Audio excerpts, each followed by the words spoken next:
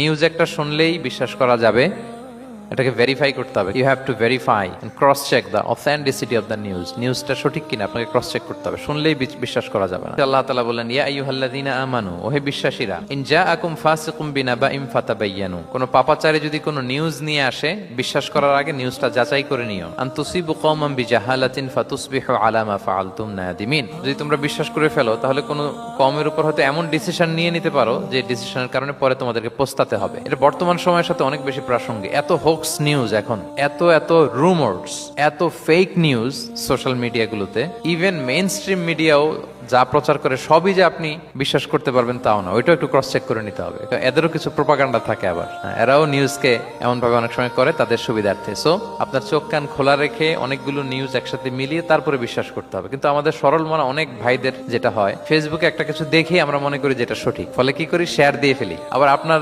বন্ধুরা শেয়ার দেয়, ফলে মুহূর্তে একটা রুমর, একটা গুজব ছড়িয়ে পড়ে সমাজে, কিন্তু আদতে এটার সাথে কোনো মিলই নাই বাস্তবতা। ইসলাম কত সুন্দর একটা নিউজকে ভেরিফাই করার জন্য আমাদেরকে নির্দেশ দিয়েছে। ফাতাবায়ানু মানে ক্রস চেক করো, যত মেইন স্ট্রিম মিডিয়া হোক। ওটা শুনলে আপনি আরো আপনার সোর্স থেকে আপনি একটু জানবেন, এরপরে আপনি বিশ্বাস করবেন। আপনি কি জানেন যে একটা কথা শুনেই ক্রস চেক না করে অ্যাকশনে যাওয়াতে কত পরিবার ভেঙে যায়, কত সম্পর্ক ভেঙে যায়? আমাদের মধ্যে এই প্রবণতা আছে। আপনার ছেলের ব্যাপারে একজন একটা কথা বললো, এসেই ছেলের মারপিট, জিজ্ঞেস করেন না এটা। আপনার মেয়ের ব্যাপারে একজন এসে একটা বাজে কথা বলছে, এসেই আপনি মেয়ের সাথে খারাপ আচরণ। আপনার ওয়াইফের ব্যাপারে একজন বললো আর কি, যে ভাই আপনি এখানে, ভাবিকে তো দেখলাম ওইখানে আরেকজনের সাথে, আপনি এসেই আপনার স্ত্রীর উপর চড়াও অথবা গায়ে হাত তুললেন। তো হতে পারে যে ওই ভদ্রলোক অন্য কোনো মহিলাকে দেখেছে যে দেখতে আপনার স্ত্রীর মতো, এরকম হতে পারে কি পারে না বলেন?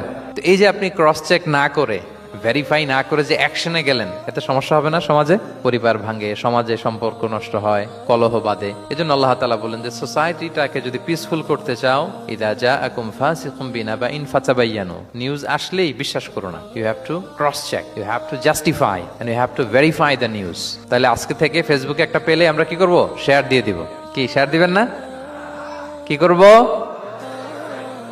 যাচাই বাছাই করব, ক্রস চেক করব। তো আমরা প্রত্যেকেই দায়িত্বশীল হলে এই গুজবগুলো স্প্রেড করা থেকে আমরা বিরত থাকতে পারি। নিউজ শুনলেই আমরা এখন বিশ্বাস করব না, আগে ক্রস চেক করে নিব। তা না হলে আমরা বিপদে পড়তে পারি, এমন কোনো কাজ করে ফেলতে পারি যেটার কারণে পরে লজ্জিত হব। তো আমরা আগে থেকেই সাবধান হয়ে যাই।